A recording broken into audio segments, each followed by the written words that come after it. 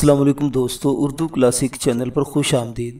معزز سامعین حضرات، آئیے سنتے ہیں اردو تاریخی ناول بحر اسود کے اس پار قسط نمبر 10۔ معزز سامعین، آپ سے امید کی جاتی ہے کہ ویڈیو کو لائک کریں اور چینل کو بھی سبسکرائب کر لیں، شکریہ۔ مادام تھروشے کی آواز سے پورا کمرہ لرز رہا تھا۔ وہ انتہائی غصے کے عالم میں سردار ڈوگاسا کے بیٹے بطرو کو ڈانٹ رہی تھی۔ بطرو مادام تھروشیا کو شیراز کے فرار کی خبر دینے کے لیے یہاں آیا تھا۔ مقدونیہ سے کوہ بلکان کا پہاڑی سلسلہ زیادہ دور نہیں تھا۔ مادام تھروشیا نے بطرو کے منہ سے شیراز کے فرار کی بات سنی تو مارے حیرت اور اشتعال کے اس کی آنکھیں باہر کو ابل پڑی۔ وہ کسی بپھرے ہوئے درندے کی طرح کمرے میں ٹہلنے لگی۔ تھوڑی تھوڑی دیر کے بعد وہ رکتی، بطرو کی جانب دیکھتی اور یکایک اس کے منہ سے مغلظات کا طوفان امڑ پڑتا۔ آج مادام تھروشیا حقیقی معنوں میں پاگل دکھائی دے رہی تھی۔ بطرو سر جھکائے ایک طرف کھڑا تھا، وہ بے حد شرمندہ تھا۔ اچانک مادام تھروشیا نے حلق کے بل چلا کر بطرو سے پوچھا، سردار ڈوگاسا کہاں ہے؟ اتنے نازک وقت میں خود کہاں غائب ہو گیا؟ میں پوچھتی ہوں تمہارا باپ سردار ڈوگاسا کہاں ہے؟ وہ خود کیوں نہیں آیا؟ تم نہیں جانتے اس لڑکے کا فرار میرے لیے کتنا بڑا مسئلہ کھڑا کر دے گا۔ کتنے نالائق ہو تم سب لوگ ایک بزدل سے لڑکے کو گرفت میں نہیں لے سکے۔ مادام تھروشیا غصے سے گرج رہی تھی اور بطرو اس کے سامنے دم دبائے کھڑا تھا۔ یہ سچ تھا کہ شیراز کا فرار مادام تھروشیا کو کسی تھپڑ کی طرح منہ پر لگا تھا۔ وہ زخمی ناگن کی طرح بل کھا رہی تھی، اس کی آنکھیں شعلہ آتش کی طرح باہر کو لپک رہی تھی، وہ کسی غضبناک بادل کی طرح گرج رہی تھی۔ تمہارا قبیلہ مل کر بھی ایک معمولی لڑکی کو نہیں سنبھال سکا، تم مغربی مقدونیہ کی حکومت خاک سنبھالو گے؟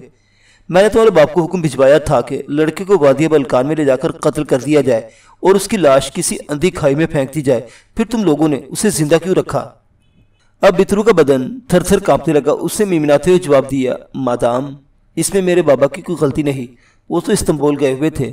جب آپ کے قیدی کو ہمارے پاس لایا گیا تو بستی میں اکیلا تھا۔ میں نے اس لیے اس لڑکے کو زندہ چھوڑ دیا کہ بابا خود آ کر اسے اپنے سامنے ختم کرنے کا کام سر انجام دیں گے۔ استنبول کیوں؟ سردار ڈوگاسا استنبول کیا لینے کے لیے گیا تھا؟ او میرے خدا، سب کام خراب ہو گئے۔ وہ لڑکا اب ہمارے بہت سے خطرات پیدا کر سکتا ہے۔ بطرو، تم اس لڑکے کو اپنے علاقے میں تلاش کرو، اس کی تلاش بہت ضروری ہے۔ میں یا مقدونیہ میں اس کے لیے جال بچھاتی ہوں، لیکن یاد رکھو کہ اگر وہ لڑکا نہیں ملا تو میں تمہیں زندہ نہیں چھوڑوں گی۔ مادام تھروشیا بے سوچے سمجھے بولتی جا رہی تھی۔ اب تک تو وہ سمجھ رہی تھی کہ شیراز کو قتل کر دیا گیا ہے اور یہ کہ اب اسے شیراز کی طرف سے کوئی خدشہ لاحق نہیں، لیکن یہاں تو بازی الٹ گئی تھی۔ شیراز قتل نہ کیا گیا تھا بلکہ وہ فرار ہو چکا تھا۔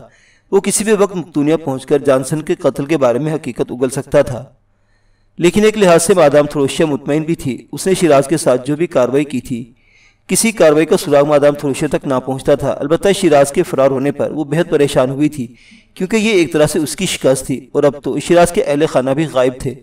وہ مطمئن تھی کہ شیراز اپنے گھر والوں کو ڈھونڈ نہیں پائے گا۔ اسے امید تھی کہ شیراز جو ہی مقدونیہ واپس آئے گا سب سے پہلے سیدھا اپنے گھر کی طرف جائے گا۔ چنانچہ اس نے شیراز کے گھر پر گات لگانے اور اس کا کام تمام کرنے کا منصوبہ ترتیب دینا شروع کر دیا۔ لیکن شیراز تو اپنے گھر کی جانب نہ آیا، بلکہ پہاڑی علاقے کے یونانی مسلمان سردار خالص پاشا کا ایک کارندہ مقدونیہ آیا تھا تاکہ شیراز کے اہل خانہ کو لے کر کوہ بلکان کی پناہ گاہ تک پہنچا سکے۔ لیکن یہاں آ کر اسے بتایا گیا کہ شیراز کی ماں اور اس کا بوڑھا ملازم بہت دن پہلے کسی اجنبی دیش کی طرف کوچ کر گئے ہیں۔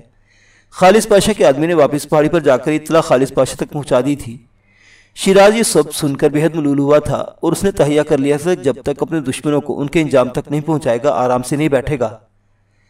وہ اپنی ماں کی طرف سے زیادہ فکر مند نہیں ہوا تھا۔ اسے معلوم تھا کہ اس کا بوڑھا خادم نیاز احمد اس کی ماں کے ہمراہ تھا۔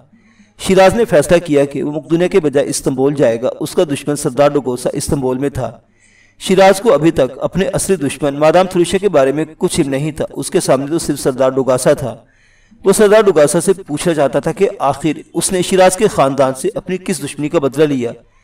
وہ سردار ڈوگاسا سے دریافت کرنا چاہتا تھا کہ آخر اس کی معصوم بہن کو کس جرم کی پاداش میں بے آبرو کر کے قتل کیا گیا۔ شیراز اب ہر قیمت پر سردار ڈوگاسا سے ملنا چاہتا تھا۔ اسے سردار ڈوگاسا کی تلاش تھی، لیکن ڈوگاسا اپنی بستی میں نہیں تھا، وہ حسب معمول استنبول میں موجود تھا۔ سردار ڈوگاسا کون تھا؟ یہ ان سرداروں میں سے ایک تھا جو درون خانہ شہنشاہ آسٹریا کے اعلی کار تھے۔ 20 سال پہلے ہونے والی بغاوت میں بھی سردار ڈوگاسا نے مادام تھروشیا اور اس کے آنجہانی شوہر کارپوس کا ساتھ دیا تھا۔ سردار ڈوگاسا کا تمام کاروبار استنبول میں تھا۔ اپنے پہاڑی بستی میں تو کبھی کبھی آتا تھا۔ استنبول میں اس کا سودی قرضوں کا کاروبار قصر سلطانی تک پھیلا ہوا تھا۔ محل سے وابستہ کئی عمرہ سردار ڈوگاسا کے مقروض تھے۔ یہ وہ زمانہ تھا جب سلطنت عثمانیہ بتدریج زوال پذیر تھی۔ ایک وہ وقت تھا جب سلطان محمد فاتح نے اپنی لیاقت، شجاعت اور ذہانت سے پورے یورپ کو مسحور کر دیا تھا اور اب ایک یہ وقت تھا کہ مشرق و مغرب کے تمام مسلمان عمرا اور بڑے بڑے پاشا اپنی عیاشیوں کے لیے یونانی ساہوکاروں کے سودی قرضے کے جال میں جکڑے ہوئے تھے۔ استنبول جو کبھی قسطنطنیہ تھا، اب پھر اسلامبول ہونے کے بعد بتدریج استنبول ہوا، آج کل عیسائی ساہوکاروں کی زد میں تھا۔ خود مسلمانوں کی دولت برسہ برس کا سود ادا کرنے کے بعد عیسائی ساہوکاروں کی دولت بن چکی تھی۔ حالانکہ سود وہ واحد برائی تھا جس کے بارے میں اسلام نے سب سے زیادہ سخت رویہ اختیار کیا تھا۔ قرآن پاک میں سود خور کو اللہ کا ایسا دشمن بتایا گیا ہے جس کے خلاف اللہ اور اس کے رسول کا کھلا اعلان جنگ ہے۔ لیکن استنبول اور ترکی کی سلطنت کے تمام پاشاؤں کی تمام تر عیاشیوں کا دار و مدار سود پر تھا، اور سود بھی وہ اپنے ذمیوں کو ادا کرتے تھے۔ یہ ملت اسلامی کی ضبو حالی کی علامت تھی۔ مشرقی طاقت جو صدیوں میں یورپ اور ایشیا کے سنگم یعنی استنبول منتقل ہوئی تھی، اب پوری طرح یورپ منتقل ہو رہی تھی۔ لندن اور مانچسٹر کے بازار جو 17ویں صدی سے قبل پوری مہذب دنیا سے کٹے ہوئے تھے، اب ترقی اور عروج کی علامت بنتے جا رہے تھے۔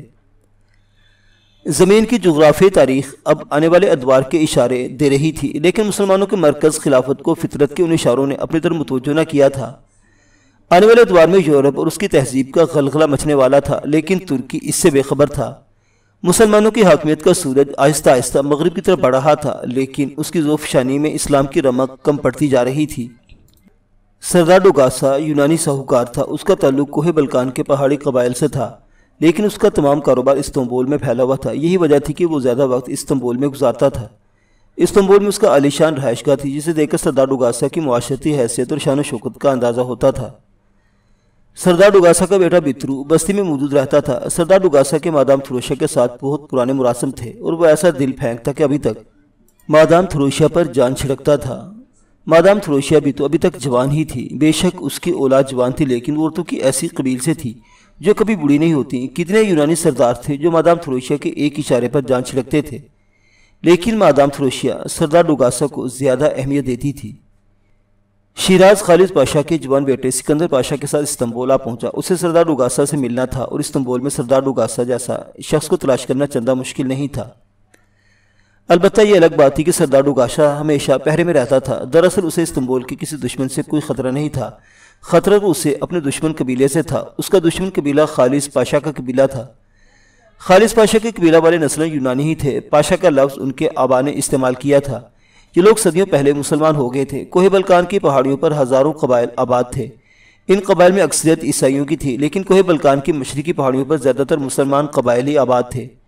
یہ قبائل حکومتی احکامات سے آزاد ہوتے تھے۔ ان قبائل میں قدیم قبائلی قوانین لاگو تھے۔ استنبول کی نسبت گرد و نواح کے یہ آزاد مسلمان اپنے مذہب سے زیادہ نزدیک تھے۔ شیراز استنبول پہلے بھی کئی مرتبہ آ چکا تھا۔ استنبول مقدونیہ سے زیادہ دور نہیں تھا، بلکہ حقیقت تو یہ تھی کہ مقدونیہ کے لوگوں کا زیادہ تر کاروبار استنبول سے وابستہ تھا۔ دراصل استنبول مشرق و مغرب کا سنگم تھا۔ استنبول کی بندرگاہ جو پوری دنیا میں آبنہ باسفورس کے نام سے مشہور تھی، بین البر اعظمی تجارت کا سب سے بڑا ذریعہ تھی۔ شیراز استنبول سے ناواقف نہیں تھا، لیکن اس مرتبہ وہ سکندر پاشا کے ساتھ آیا تھا۔ سکندر پاشا آخری قبائلی سردار کا بیٹا تھا۔ دیگر پہاڑی سرداروں کی طرح سکندر پاشا کے باپ خالد پاشا نے بھی استنبول میں ایک عالی شان حویلی تعمیر کر رکھی تھی، جو استنبول کے محلہ توپ کاپے میں واقع تھی۔ یہ محلہ توپ کاپے سرائے کے نام سے مشہور تھا۔ سکندر پاشا اپنے 2 کڑیل محافظوں کی میت میں شیراز کو استنبول لے کر پہنچا۔ سکندر پاشا کی حویلی بڑی شاندار تھی۔ یہ خوبصورت عمارت تھی جس کے صدر دروازے پر خالد پاشا کے نام کی تختی لگی ہوئی تھی۔ عمارت میں ہر قسم کی سہولت موجود تھی۔ ایک ملازم جو چوکیدار مالی باورچی ہر قسم کے کام کرتا تھا پہلے سے وہاں موجود تھا۔ شیراز کو سکندر پاشا نے ایک الگ کمرہ دے دیا۔ سکندر پاشا کے وفادار محافظوں یعنی شہروز اور ضریاب کو ایک اکٹھا کمرہ مل گیا۔ سکندر اور شیراز استنبول میں غروب آفتاب کے قریب داخل ہوئے تھے۔ ضریاب اور شہروز تھوڑی دیر حویلی میں رکے، پھر نہ جانے کہاں چل دیے۔ رات کے وقت جب سکندر اور شیراز آتش دان کے پاس بیٹھے باتیں کر رہے تھے، وہ دونوں واپس آئے اور انہوں نے سکندر پاشا کو شیراز سے علیحدگی میں ملنا چاہا۔ شیراز کے کان کھڑے ہو گئے، لیکن شیراز مطمئن تھا۔ گزشتہ ایام میں جس طرح سکندر پاشا اس کے خاندان نے شیراز کی مدد کی تھی، شیراز کو ان پر شک نہیں تھا۔ وہ شیراز کے ساتھ دھوکہ کرنے والوں میں سے نہ تھے۔ استنبول آنے سے پہلے شیراز نے چند دن سکندر پاشا کی پہاڑی بستی میں ان کے ساتھ گزارے تھے۔ اب وہ ان پہاڑی لوگوں کا مزاج خوب سمجھ چکا تھا۔ اسے یقین تھا کہ سکندر پاشا کی وفاداری اور خلوص میں سچائی تھی۔ چنانچہ شیراز خاموشی سے ان تینوں کی جانب دیکھتا رہا۔ وہ کمرے میں ایک طرف کھڑے آپس میں باتیں کر رہے تھے۔ کچھ دیر بعد سکندر مسکراتا ہوا شیراز کی جانب پلٹا۔ شیراز، سردار ڈوگاسا یہاں نشاط منزل میں مقیم ہے۔ یہی اس کا عالی شان محل ہے۔ اس کے ساتھ اس کے آدمی بھی ہیں۔ بظاہر یہاں اس کا سود کا کاروبار ہے، لیکن حقیقت میں وہ عیسائیوں کا جاسوس ہے۔ سلطان کے عنان حکومت اس بات سے باخبر ہے، لیکن کسی میں مجال نہیں کہ اس پر ہاتھ ڈال سکے۔ سکندر پاشا نے شیراز سے مخاطب ہو کر کہا۔ شیراز کا دل دھڑکنے لگا تو گویا ڈوگاسا کے نزدیک تھا۔ وہ ڈوگاسا سے سب کچھ پوچھ سکتا تھا۔ وہ اس سے پوچھ سکتا تھا کہ آخر ڈوگاسا نے اس پر قتل کا الزام کیوں عائد کیا۔ وہ پوچھ سکتا تھا کہ اس کی معصوم پھولوں جیسی پاکیزہ بہن کی عزت کو تار تار کیوں کیا گیا تھا۔ شیراز کے دل میں یہ حقائق جاننے کے لیے بے پناہ تجسس تھا۔ اس نے اپنی گہری سوچوں سے باہر آتے ہوئے بڑے لجاجت بھرے لہجے میں سکندر پاشا سے کہا۔ سکندر، کیا ہم جلد سردار ڈوگاسا پر ہاتھ نہیں ڈال سکتے؟ کیوں نہیں ڈال سکتے؟ ہم جلد اس پر ہاتھ ڈالیں گے۔ بس کل سے ہی ہم اس کے اوقات معلوم کرنے کی کوشش کریں گے۔ ہمیں ڈوگاسا کو گرفت میں لینے کے لیے کسی بڑی احتیاط اور ذہانت سے کام لینا ہوگا۔ وہ استنبول کا کافی بڑا آدمی ہے۔ شیراز نے دھیان سے سکندر پاشا کی بات سنی، پھر کسی قدر خفت آمیز لہجے میں سکندر سے کہا۔ سکندر، میری بدقسمتی ہے کہ میں شمشیر زنی کا فن بھی نہیں جانتا۔ سکندر، مجھے احساس ہوتا ہے کہ ایک مسلمان کے لیے فنون حرب سے آگاہ ہونا کس قدر ضروری ہے۔ کاش میں نے یہ فنون سیکھے ہوتے۔ اس کے لہجے میں بے پناہ تعصب تھا۔ سکندر، شہروز اور زریاب نے بڑی ہمدردی کے ساتھ شیراز کی جانب دیکھا۔ پھر سکندر نے دلاسا دینے کے انداز میں شیراز سے کہا۔ گھبراؤ مت، تم مسلمانوں کے بیٹے ہو، تمہارے لیے فنون سیکھنا چندہ مشکل نہیں ہوگا۔ میں تمہارے کسی اچھے سے استاد کا بندوبست کرتا ہوں۔ تم جتنے دن استنبول میں ہو کم از کم شمشیر زنی کی مشق تو کر لو۔ ابھی تمہاری عمر کم ہے، تم بہت جلد اعلیٰ مہارت حاصل کر لو گے۔ ویسے بھی تمہارا ڈیل ڈول سپاہیوں جیسا ہے۔ تم نے بتایا تھا کہ تمہارے والد ایک اچھے لوہار تھے۔ یہ تمہارا جسم تمہارے باپ پر گیا ہے۔ لوہاروں کے جسم مضبوط اور خوبصورت ہوتے ہیں۔ شیراز، تم فکر مت کرو، تم بہت جلد مسلح ہو جاؤ گے۔ سکندر نے بڑے خوبصورت انداز میں شیراز کو دلاسا دیا، جس سے شیراز کی خوب ڈھارس بندھی، لیکن شیراز کے چہرے پر سے مایوسی کے بادل نہ چھٹے۔ اس نے منہ بسورتے ہوئے کہا۔ تب تک تو ہم سردار ڈوگاسا جیسے آدمی کو قابو میں نہیں کر سکتے ہیں نا؟ لیکن سکندر نے حیرت بھرے لہجے میں کہا۔ کیوں؟ کیا ہم تمہاری شمشیر زنی سیکھنے کا انتظار کرتے رہیں گے؟ نہیں نہیں، تم فکر مت کرو۔ شہروز اور زریاب ہمارے قبیلے کے مانے ہوئے جنگجو ہیں۔ سلطان جب بھی ہمارے قبائل سے افرادی کمک مانگتا ہے، ہمارے دستوں کی سپہ سالاری یا بابا خود کرتے ہیں یا شہروز کو بھیجتے ہیں۔ یہ دونوں اسی کام کے لیے تو ہمارے ساتھ آئے ہیں۔ تم دیکھنا ہم سردار ڈوگاسا کو کیسے گرفت میں لیتے ہو۔ سنو، جب تک کسی اچھے استاد کا بندوبست نہیں ہو جاتا، تم شہروز اور زریاب سے کیوں نہیں سیکھ لیتے؟ یہ بہت اچھے شمشیر زن ہے، اس طرح تمہارا کچھ ہاتھ بھی چل جائے گا۔ سکندر نے بڑی خوبصورت بات کہی تھی۔ شیراز نے پر اشتیاق نظروں سے زریاب اور شہروز کی جانب دیکھا۔ اسے سکندر کا مشورہ اتنا پسند آیا کہ اگلی صبح سے ہی اس نے شمشیر زنی کی مشق شروع کر دی، اور چند ہی دن میں شیراز کے ہاتھ کسی ماہر شمشیر زن کی طرح چلنے لگے۔ وہ بے پناہ توجہ سے تلوار بازی سیکھ رہا تھا۔ سکندر اور اس کے ساتھی شیراز کی استعداد پر حیران رہ گئے۔ اب شیراز خود کو پہلے سے زیادہ طاقتور تصور کرنے لگا تھا۔ اسے پہلی مرتبہ احساس ہوا کہ وہ جسمانی طاقت میں بھی کسی سے کم نہیں تھا، اور یہ شیراز کے لیے بے پناہ خوشی کی بات تھی۔ اسی اثنا میں سکندر اور اس کے ساتھیوں نے سردار ڈوگاسا کی پوری جاسوسی کر لی۔ سردار ڈوگاسا استنبول میں اپنے ملازمین اور غلاموں کے ساتھ رہتا تھا۔ اس کے اہل خانہ میں کوئی یہاں اس کے ساتھ مقیم نہیں تھا۔ وہ ایک عیاش آدمی تھا اور اتنی بڑی حویلی میں رنگیاں منانے کے لیے رہائش پذیر تھا۔ ساتھ کے ساتھ اس کے باقی دھندے بھی جاری تھے۔ سود پر قرض دینے کے علاوہ وہ شراب کی درآمد کا کام بھی کرتا تھا، اور یہ اس کا ایک خفیہ کاروبار تھا، کیونکہ مرکزی خلافت ہونے کی وجہ سے استنبول میں شراب پر پابندی تھی۔ سردار ڈوگاسا کے شراب سے بھرے ڈرم آسٹریا اور انگلستان سے آتے تھے۔ سردار ڈوگاسا درون خانہ عیسائی ممالک کے حکمرانوں کا اعلی کار تھا۔ اسے مسلمانوں سے سخت نفرت تھی۔ اس کا تعلق رومن کیتھولک فرقہ سے تھا۔ یہی وجہ تھی کہ شہنشاہ روس پیٹر اعظم اور اس کی ملکہ کیتھرین تک اس کی رسائی تھی۔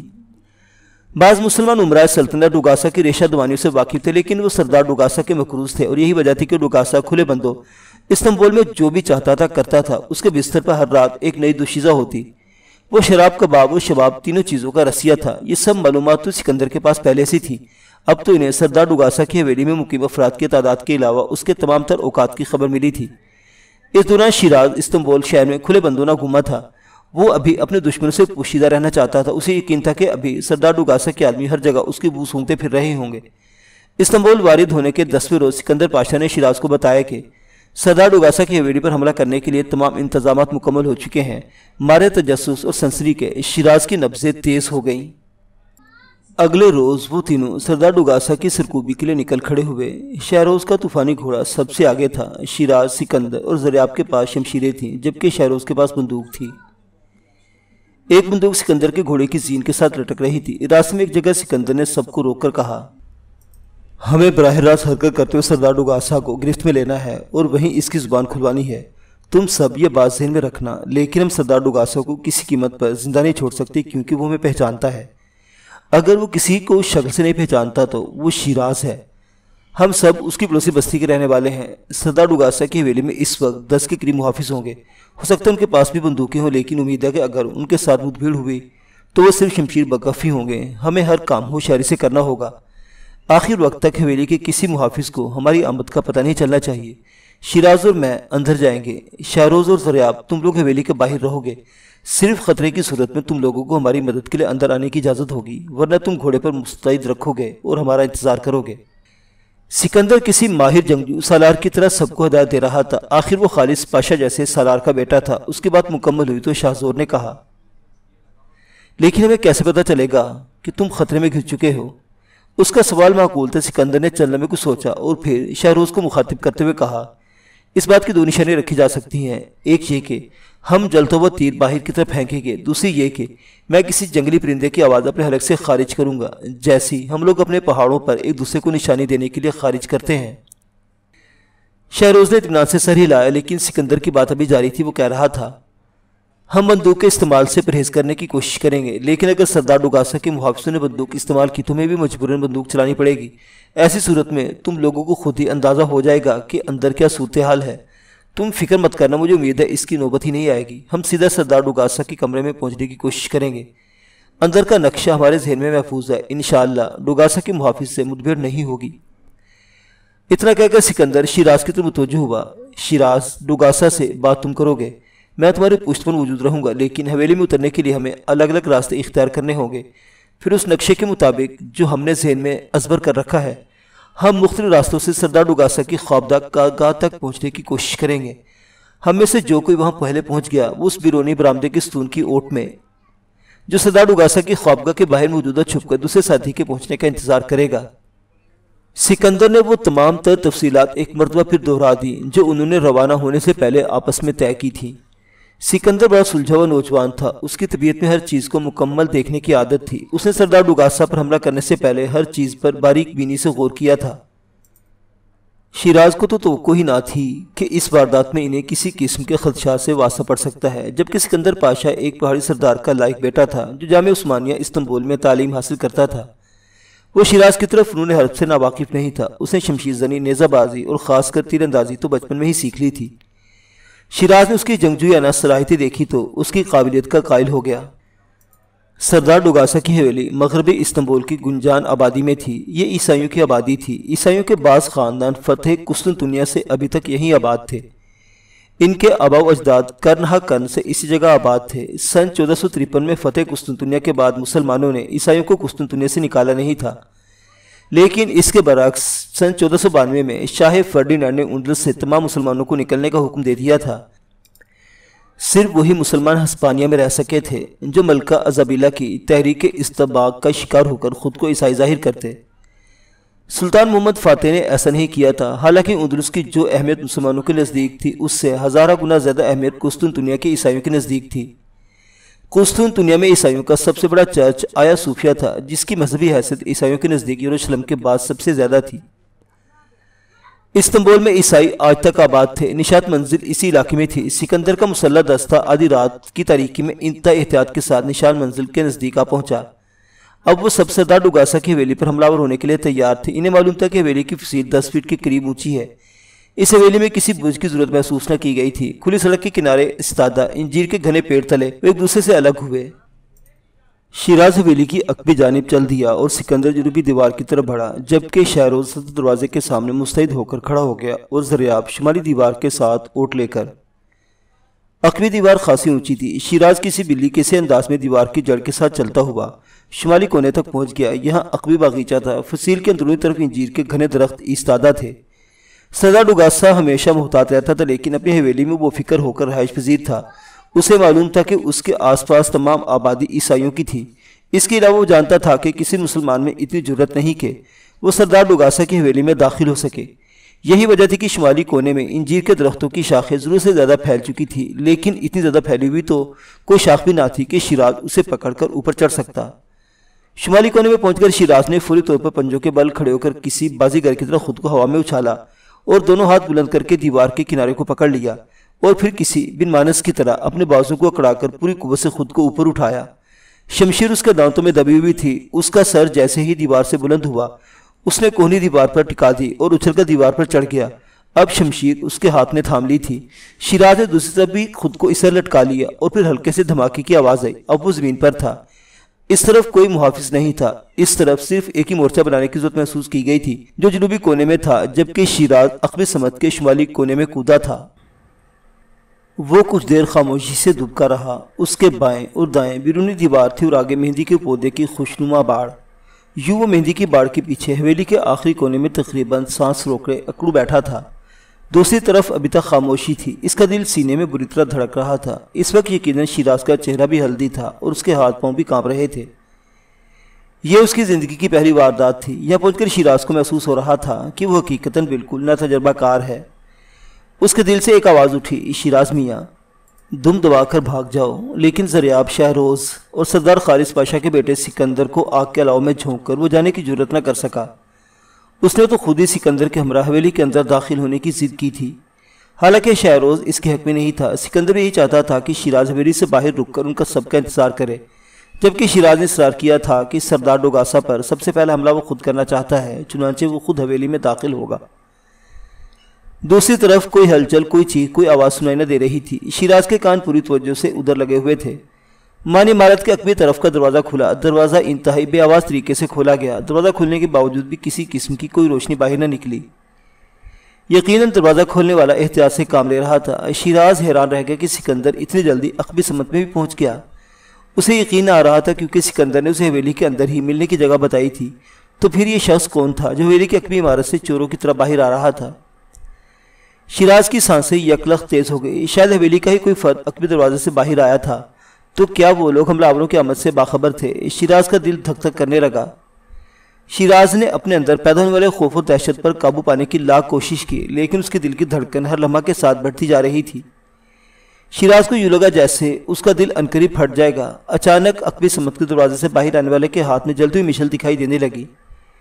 شیراز نے خود کو باڑ کی جڑ کے ساتھ ڈال دیا اور تلوار اپنے دائیں ہاتھ میں مضبوطی سے پکڑ لی۔ خدا جانے سکندر کے ساتھ کیا بیتی تھی۔ شیراز نے اپنے حواس کو مجتمع کرنا شروع کر دیا۔ اس نے خود سے کہا، گھبرانے کی کوئی بات نہیں شیراز میاں، تمہارا دشمن تمہارے سامنے ہے۔ یہ نہ صرف اکیلا تمہارا دشمن ہے بلکہ مسلمانوں کے بچے بچے کا قاتل ہے۔ ہمت کرو اور ٹکرا جاؤ اس ابلیسی چٹان سے۔ یہ جہاد ہے اور اگر یہاں تم مر گئے تو یقیناً تمہیں شہادت کا رتبہ نصیب ہوگا۔ اس کی شریانوں میں یکلخت پارا بھر گیا۔ اس کے اعصاب تن گئے اور خوف کی جگہ ولولے نے لے لی۔ اگلے لمحے کسی کی باتیں کرنے کی آواز شیراز کی سماعت سے ٹکرائی۔ آواز ہلکی تھی، پھر ایک سایہ باہر کی طرف لپکا۔ آنے والے کے عقب پر مشل کی روشنی پڑ رہی تھی۔ آنے والے کے ہاتھ میں بھی مشل تھی۔ یہ ایک سایہ تھا جو مشل کی روشنی میں بھی اور خوفناک دکھائی دے رہا تھا۔ عقبی عمارت زمین سے چند زینے بلند تھی۔ آنے والا سایہ جیسے ہی زینوں سے اتر کر عقبی باغیچے میں داخل ہوا، شیراز کے بدن کا ایک ایک رونگٹا تن گیا۔ شیراز کو یقین ہو گیا کہ اب وہ دیکھ لیا جائے گا۔ صورتحال اس کی توقع سے کہیں زیادہ بگڑ چکی تھی۔ سکندر کا کہیں پتہ نہیں تھا اور شہروز کی طرف سے فوری طور پر کسی مدد کی توقع ابز تھی۔ سایہ بما مشل باڑ کی طرف بڑھنے لگا اور یہ اتفاق تھا یا کچھ اور کہ اس کا رخ بھی شیراز کی جانب تھا۔ بڑی عجیب بات تھی، آخر ان لوگوں کو شیراز کا پتہ کیسے چل گیا تھا؟ کہیں سکندر تو نہیں پکڑا گیا؟ شیراز نے سوچا، لیکن اس کے دل نے کہا نہیں، اگر سکندر کے ساتھ کوئی حادثہ پیش آتا تو اس نے کوئی نہ کوئی آواز ضرور سنی ہوتی۔ سایہ اب شیراز کے سر پر پہنچ چکا تھا کہ یکا یک وہ رک گیا۔ اسے اندرونی عمارت سے کھٹکا سنائی دیا۔ یہ کھٹکا شیراز نے بھی سنا تھا۔ دفعتاً عقبی عمارت کے دروازے سے باہر آنے والی مشل کی روشنی گم ہو گئی۔ شاید آنے والے سائے کے عقب میں کوئی دوسرا شخص بھی موجود تھا جو اندرونی عمارت میں کھٹکا سن کر تیزی سے اندرونی عمارت کی جانب بڑھ گیا تھا۔ وہ سایہ جو شیراز کے نزدیک پہنچ چکا تھا یکلخت پلٹا اور عمارت کے اندرونی حصہ کی جانب دوڑتا چلا گیا۔ شیراز بار بار بچ گیا۔ یہ غالباً سردار ڈوگاسا کے محافظ تھے جو اپنے کسی شک کی بنا پر عمارت کے عقبی حصے کو دیکھنے آئے تھے۔ لیکن جو ہی انہوں نے عمارت کے اندرونی حصے میں کھٹکا سنا، دونوں عمارت کے اندرونی حصہ کی جانب دوڑ گئے۔ غالباً دوسری طرف کا کھٹکا سکندر کی کسی حرکت کی وجہ سے پیدا ہوا تھا۔ نہ جانے شیراز کے دل میں کیا آئی کہ وہ اٹھا اور چار پاؤں پر چلتا ہوا عمارت کے عقبی دروازے کی جانب بڑھنے لگا۔ دروازہ کھلا ہوا تھا اور دوسری طرف تاریکی تھی۔ وہ تیزی سے دروازے کے قریب پہنچ کر دیوار کے ساتھ چھپ گیا۔ اندر سے کسی کے باتیں کرنے کی ہلکی ہلکی آواز شیراز کو سنائی دی۔ اس نے ایک لمحے کے لیے سوچا اور کچھ نہ کچھ کرنے کا فیصلہ کر لیا۔ شیراز نے دل میں 3 بار اللہ کا نام لیا اور اگلے لمحے وہ عمارت کے اندر تھا۔ اس نے وقت ضائع کے بغیر ساتھ والے کمرے کے دروازے کو دھکیل دیا۔ یہ کمرہ روشن تھا لیکن کمرے میں کوئی نہیں تھا، البتہ اس کمرے کا دروازہ ایک اور کمرے میں کھل رہا تھا۔ شیراز نے آؤ دیکھا نہ تھا کمرے میں داخل ہو گیا۔ کمرے کی چھت میں عمدہ فانوس نصب تھا۔ شیراز کمرے میں رکے بغیر عمارت کے اندرونی حصے کی طرف بڑھتا چلا گیا جہاں اس نے سکندر کے ساتھ ملنا طے کر رکھا تھا۔ وہ کمرے کے دوسرے دروازے سے نکل کر ایک تنگ سی راہداری میں آ گیا۔ یہ راہداری بھی روشن تھی، غالباً سردار ڈوگاسا کی حویلی میں رات بھر فانوس جلتے رہتے تھے۔ راہداری کے اختتام پر پہنچ کر شیراز بری طرح ٹھٹکا کیونکہ یہی وہ جگہ تھی جہاں سے آوازیں آ رہی تھی۔ لیکن اس سے پہلے کہ شیراز راہداری کے اختتام پر پہنچ کر اس کمرے میں داخل ہوتا جہاں سے آوازیں آ رہی تھی، مان کمرے کا دروازہ کھلا اور ایک شخص تیزی سے باہر نکلا۔ اگلے لمحے باہر نکلنے والے شخص کی حالت دیکھنے کے قابل تھی۔ وہ جو ہی باہر نکلا اپنے سامنے شیراز کو دیکھ کر دنگ رہ گیا۔ اس کی زبان گنگ ہو گئی اور آنکھیں حیرت کی شدت سے پھٹ کر کانوں کی لوگوں کو چھونے لگی۔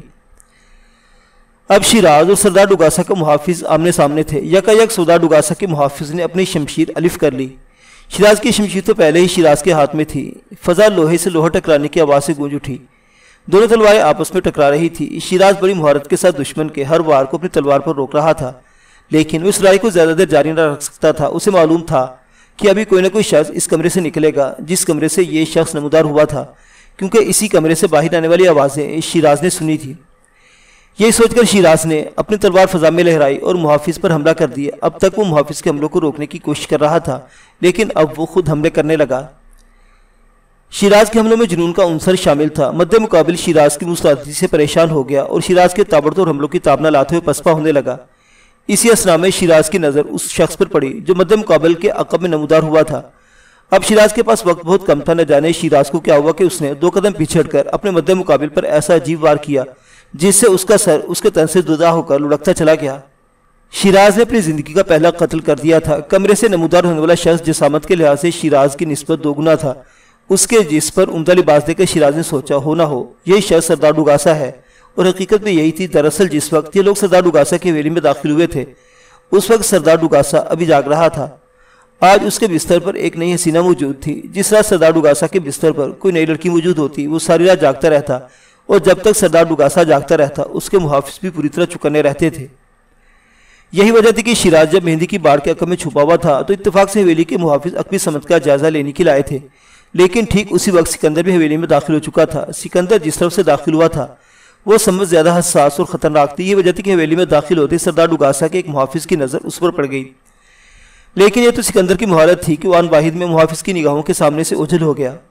شیراز اور عقبی سمت میں موجود پہرے داروں نے کھٹکا اسی وقت سنا تھا جب سکندر نے کمال مہارت سے حویلی کے محافظ کو گرا لیا۔ سکندر نے تلوار استعمال نہ کی بلکہ اچانک ایک ستون کے عقب سے وہ کسی چھلاوے کی طرح نمودار ہوا اور اس نے اپنی بندوق کے بٹ سے محافظ کی کھوپڑی چٹکا دی۔ کھٹکا کھوپڑی کے چٹکنے کا تھا۔ شیراز کی تلوار سے سردار ڈوگاسا کے محافظ کا سر کٹ کر گرا تو شراب کے نشے میں دھت سردار ڈوگاسا کی آنکھیں حیرت کی شدت سے پھیل گئی۔ محافظ کے عقب میں نمودار ہونے والا شخص سردار ڈوگاسا ہی تھا۔ ڈوگاسا نے موت کو یوں اپنے سر پر منڈاتے ہوئے دیکھا تو اس کا سارا نشہ حرن ہو گیا۔ سردار ڈوگاسا نے فوراً اپنی شمشیر لہرائی اور شیراز پر حملہ کرنے کے لیے آگے بڑھا۔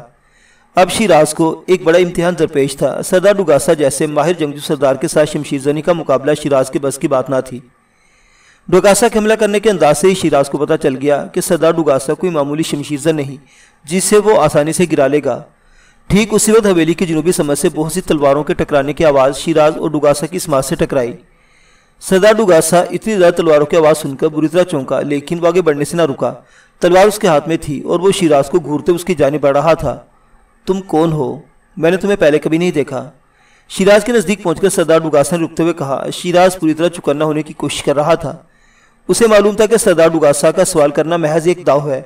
شیراز زبان سے کچھ نہ بولا۔ اس نے سردار ڈوگاسا کے حملے کا انتظار کرنا مناسب نہ سمجھا اور آگے بڑھ کر خود ڈوگاسا پر حملہ کر دیا۔ ٹھیک اسی لمحے شیراز نے فضا میں الو کے بولنے کی آواز سنی اور فوراً سمجھ گیا کہ سکندر پاشا نے ساتھیوں کو بلانے کے لیے اپنے حلق سے آواز نکالی ہوگی۔ لیکن سردار ڈوگاسا کے کانوں میں جو ہی الو کی آواز پڑی وہ یکدم چونکا۔ اب اس کی آنکھوں کی چمک میں یک لخت اضافہ ہو گیا۔ اس نے شیراز کے وار کو اپنی شمشیر پر روکتے ہوئے شیراز سے کہا، اچھا تو تم خالص پاشا کے آدمی ہو، لیکن میں نے تمہیں پہلے کبھی نہیں دیکھا۔ کہیں تم وہی نوجوان تو نہیں جو میرے نالائق بیٹے کی قید سے فرار ہو گیا ہے؟ سردار ڈوگاسا کی ذہانت پر شیراز دنگ رہ گیا۔ وہ محض الو کی آواز سن کر اس نتیجے پر پہنچ گیا تھا کہ اس پر حملہ کرنے والے سردار خالص پاشا کے آدمی ہیں، اور یہی نہیں، اسے شیراز کے بارے میں بھی بالکل ٹھیک سوچا تھا۔ لیکن شیراز اپنے منہ سے کچھ نہ بولا، بلکہ پوری توجہ اور انہماک سے سردار ڈوگاسا پر حملہ کرنے کے مصروف رہا۔ شیراز کے ہر وار کو سردار ڈوگاسا یوں اپنی شمشیر روک رہا تھا جیسے اسے اس کے کسی وار سے کوئی پریشانی لاحق نہ ہو، یا جیسے وہ محض تفریح وقت گزاری کے لیے شیراز کے ساتھ کھیل رہا ہو۔ ڈوگاسا کے چہرے پر اطمینان دے کر شیراز کا حوصلہ کمزور پڑنے لگا۔ حالانکہ سردار ڈوگاسا عمر میں شیراز سے بہت بڑا تھا، وہ 50 سے اوپر کا ایک ادھیڑ عمر شخص تھا، لیکن شیراز کو یوں لگ رہا تھا جیسے اس کے لیے سردار ڈوگاسا کو گرانا ناممکن ثابت ہوگا۔ اب حویلی کے جنوبی احاطے میں لڑائی کا شور بہت بڑھ گیا تھا۔ شیراز سوچ رہا تھا کہ سکندر پاشا تنہا حویلی کے تمام محافظوں سے پنجہ آزما ہے۔ شیراز صحیح سوچ رہا تھا۔ شیراز تھکنے لگا، اس کے بازو شل ہونے لگے۔ اس نے چند دن پہلے ہی شمشیر زنی کی مشق شروع کی تھی۔ یہ ممکن ہی نہیں تھا کہ اس کے بازو دیر تک اس کا ساتھ دیتے اور سردار ڈوگاسا جیسے پہلوان سے لڑ سکتا۔ شیراز کا دل ڈوبنے لگا۔ جو اس سردار ڈوگاسا کو محسوس ہوا کہ اس کا مد مقابل تھکنے لگا ہے، اس نے اپنے لڑنے کا انداز بدلا اور یکا یک شیراز پر تابڑ توڑ حملے شروع کر دیے۔ شیراز بری طرح بوکھلا گیا۔ اس کے لیے ممکن نہیں تھا کہ وہ سردار ڈوگاسا کے وار کو روکتا۔ وہ دھیرے دھیرے پیچھے ہٹنے لگا۔ شیراز قدم با قدم پیچھے ہٹ گیا اور سردار ڈوگاسا قدم با قدم آگے بڑھتا چلا آیا۔ شیراز کے عقب میں راہداری اور پھر وہی کمرہ تھا جس میں سے گزر کر وہ یہاں تک آیا تھا۔ سردار اچھی طرح سمجھ گیا تھا کہ لڑکا اس کا مقابلہ کرنے کا اہل نہیں، چنانچہ اس نے لڑائی کو ختم کرنے کا فیصلہ کیا کیونکہ اسے بے حد دیر ہو رہی تھی۔ حویلی کے جنوبی حصے میں اس کے تمام محافظ مصروف پیکار تھے۔ چلتے چلتے شیراز کئی قدم پیچھے ہٹایا۔ یکا یک سردار ڈوگاسا کے حملوں میں بے پناہ تیزی آ گئی۔ شیراز کے پاؤں اکھڑ گئے۔ قریب تھا کہ وہ کسی کے وار کا شکار ہو کر درمیان سے دو ٹکڑوں میں بٹ جاتا کہ ایک انہونی ہوئی۔ ایک شعلہ سا لپک کر سردار ڈوگاسا کے سر پر مصیبت ٹوٹ پڑی۔ سردار ڈوگاسا کے عقب سے کسی نے اس کے سر پر جلتی ہوئی مشعل سے زوردار ضرب لگا کر اس کا سر پھوڑ دیا تھا۔ سردار ڈوگاسا کی آنکھوں کے سامنے ستارے ناچ کر رہ گئے۔ لیکن یہ خدائی فوجدار کون تھا جس نے عین اس وقت جب شیراز موت کے منہ میں پہنچ چکا تھا شیراز کی جان بچا لی؟ شیراز نے چونک کر مشعل بردار کی طرف دیکھا تو ششدر رہ گیا۔ یہ ایک نوجوان لڑکی تھی جس کے بدن کا سارا لباس جگہ جگہ سے پھٹا ہوا تھا۔ اس کا سرخ و سفید بدن مشعل کی روشنی میں جگمگا رہا تھا۔ شیراز نے دیکھا کہ اس کے شانے کا گوشت پھٹ چکا تھا اور اس کے زخموں سے خون بہہ رہا تھا۔ یہ وہی لڑکی تھی جس کے ساتھ سردار ڈوگاسا آج رات کے لیے کھیل رہا تھا۔ لڑکی کے ہاتھ میں جلتی ہوئی شمع تھی اور وہ کسی بکھری ہوئی شیرنی کی طرح سردار ڈوگاسا کے سامنے کھڑی تھی۔ اسی اثنا میں سردار ڈوگاسا کی حالت سمجھنے لگی۔ وہ شیراز کو چھوڑ کر اپنی تلوار لہراتا زخمی لڑکی کی طرف بڑھا۔ شیراز کی آنکھوں کے سامنے یکدم منظر بدل گیا۔ اسے یوں لگا جیسے اس کی بہن نورین اس کے سامنے کھڑی تھی اور وہ اپنی بہن کو بچانے کی غرض سے یہاں آیا تھا۔ شیراز پاگل ہو گیا۔ اس کے دل میں پیدا ہونے والا تمام خوف جاتا رہا۔ وہ اپنی جگہ سے یوں آگے بڑھا جیسے اب تک محض مذاق کر رہا تھا۔ شیراز کے ہاتھ کی گرفت تلوار کے دستے پر مضبوط ہو گئی اور وہ کسی مجنون کی طرح سردار ڈوگاسا پر حملہ ہو گیا۔ شیراز کی آنکھوں کے سامنے صرف ایک ہی منظر تھا۔ اسے وہ زخمی لڑکی اپنی نورین دکھائی دینے لگی۔